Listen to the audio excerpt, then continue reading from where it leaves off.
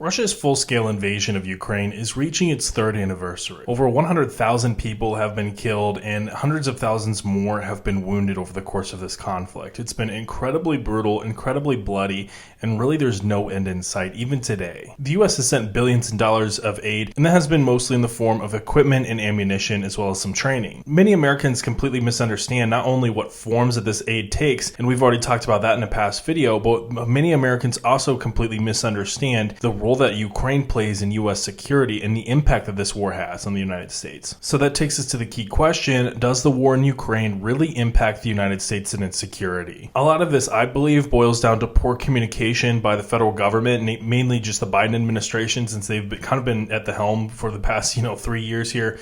Poor communication about exactly this question, what role that Ukraine plays. And it's not necessarily that they haven't talked about it or that they haven't offered explanations. They have. It's just that those explanations seem to have failed to reach the intended audience of, the average American voter. So I want to try to help answer this question by contextualizing where Ukraine fits in within U.S. security and U.S. interests, and what impact that this war will have on the United States, and why the United States continues to provide aid to Ukraine, even though many people continue to die every single day. Now, first, I want to differentiate between U.S. security and U.S. interests, because I think that sometimes these terms can be kind of misconstrued. So just to kind of delineate here, U.S. security refers to our ability to function as a country, our government's ability to perform its everyday tasks, our everyday citizens' ability to perform their everyday lives, the economy's ability to function, the democracy's ability to exist, that the economy remains stable, of course, and that our freedoms and our constitutional liberties are able to remain unchallenged by any kind of external act. A direct threat to U.S. security would, as an example, would be like nuclear weapons or direct invasion by another country. Cyber attacks and disinformation, as well as terrorism, can also be direct threats to U.S. security. Now, to expand on this, that takes us to U.S. national interest, which really exists in advance of U.S. security. According to one white paper written within the U.S. DOJ back in 1998, there are 5 different U.S. interests here at play. The first is, of course, preventing attacks using weapons of mass destruction on the United States or its military, even abroad. Second would be ensuring allies' survival and cooperation to maintain a favorable international system. Third would be preventing hostile powers on U.S. borders. Fourth would be ensuring the viability of global systems. And fifth would be establishing productive relations with potential adversaries. Again, mind you that U.S. national interests exist in advance of U.S. national security. They're designed to preserve U.S. national security, so you can think of that just as an exterior bubble to U.S. national security. Now, to answer the question up front and to provide additional justification for this answer later, the war in Ukraine does not directly impact U.S. national security. Whether Ukraine wins or loses this conflict, the U.S. will still continue to exist. The government will continue to function as normal. The economy may suffer a little bit of a shock because of the economic impact of this conflict. However, it will continue to exist and perform as generally expected, and our democracy will continue to function with our civil liberties unimpeded. However, that said, this war does directly impact U.S. national interests in a number of ways. And if Russia wins this conflict and they continue to pursue aggression across Europe or other parts of Asia, then that could pose even more direct threats to U.S. interests abroad, and that could lead to a cascading effect where, in fact, U.S. security is impacted. The first way that this war impacts U.S. national interests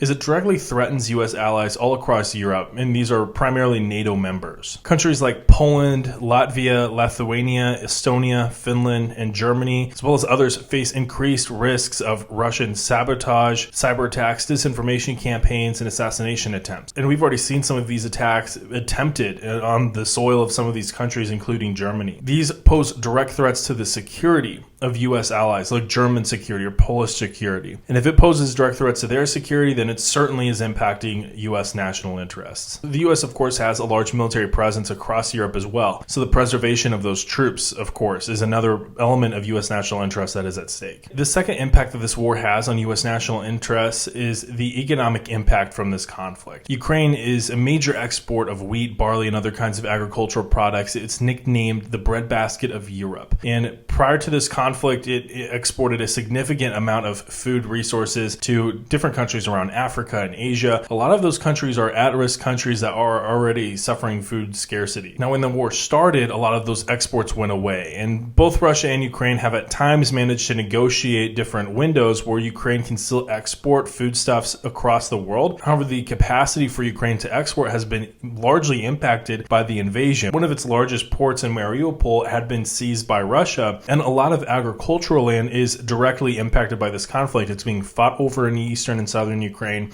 and it's even been captured by Russia. Now, to fill the gap, Russia is able to continue to export food to some of these countries. Now, from a humanitarian perspective, that's a good thing because that helps some of these countries avoid famines and stuff like that. However, from a geopolitical standpoint, that does give Russia increased influence across the world, especially in the global south, where countries may not necessarily feel obligated to cooperate with the United States on sanctions with Russia, especially considering that some of those sanctions would include not allowing food imports from Russia, and they desperately need the food import. So they're more incentivized to cooperate with Russia, and that really just grows Russian influence on different parts of the world. That, of course, allows Russia to compete with the United States and the U.S. allies in those different parts of the planet, and that, of course, is a direct threat to U.S. interests. The third way that this impacts U.S. interests is, of course, the political messaging that this war sends to other parts of the world. And, of course, we all know that this conflict is directly tied to China and Taiwan. Both China and Taiwan are closely monitoring the outcome of this war, but they're also looking at how the U.S. handles this conflict. Does the U.S. grow weary of support? What kind of support does the U.S. provide? And what does that really mean for Taiwan should China start acting more aggressively or attempt an invasion? If the U.S. ceases support for Ukraine or generally pursues a more favorable peace plan for Russia and compels Ukraine to agree with that peace agreement, then China might feel emboldened towards Taiwan and feel that they can basically get away with an invasion, even if they have to deal with some sort of a U.S. counter to the invasion or aid to going to Taiwan in some form or fashion. They can basically rely on the idea that the United States will eventually grow weary and pursue some sort of an end that might be favorable to China. Now, on the flip side, if the U.S. increases support for Ukraine and they attempt to compel Russia to a peace agreement on terms more favorable to Ukraine, then the flip side occurs, of course, where Taiwan might feel more emboldened with its security, China might feel disincentivized to launch an invasion, and